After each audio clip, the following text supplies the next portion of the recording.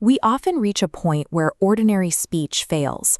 When you encounter the holy, the words you use for everyday life can feel too small to hold the weight of your reverence or the depth of your need. The Ethiopian Orthodox Tewahedo Church meets this silence with a tradition designed to go where speech cannot.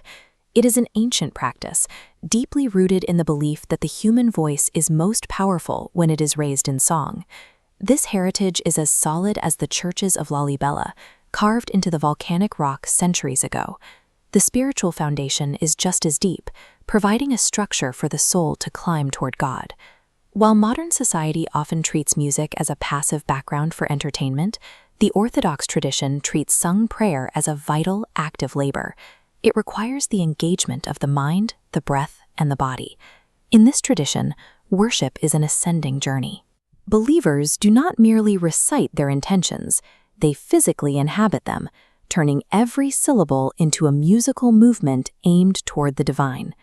This practice is called Mezmur. It is the art of poetic prayer, bridging the distance between complex church doctrine and the raw reality of human emotion. Every Mezmur is a vessel for theology. The Church's core doctrines are embedded directly into the holy poems, ensuring that the faith remains unchanged even as it is expressed through the beauty of song. This ancient Gia's manuscript serves as an enduring blueprint. Preserved for generations, it grounds every chant. Black ink carries scriptural text, while red markings provide liturgical structure, dictating the rise and fall of the voice. The clergy take this written vocabulary and translate it into physical sound. It is the moment where the intellectual truth of the Church becomes an audible reality. Mezmur takes the profound mysteries of the faith, the nature of the Trinity and the miracle of the Incarnation, and makes them accessible to the human voice. Traditional instruments provide the structural heartbeat for this prayer. They function as liturgical tools that ground the abstract melody in the physical world of the sanctuary. The sistrum, a metallic instrument shaken by the hand, keeps the rhythm of the chant unified. Its ring cuts through the sanctuary, ensuring every voice stays aligned. The kebero, a large traditional drum, synchronizes the collective breath of the congregation. Its deep resonance dictates the physical pace of the prayer, turning a group of individuals into a single worshiping body. The combination of the human voice, the ring of the sistrum, and the strike of the drum creates a total sensory experience. It ensures that the believer is not just thinking about God, but physically responding to Him. These instruments eliminate the distance between the person and the prayer. They synchronize the church, allowing the entire community to speak to God with one heart and one voice. Within this tradition, the church speaks through three distinct voices. The first is praise, a joyous, triumphant elevation of the soul that celebrates the victory of God. The physical atmosphere of the liturgy reflects this triumph.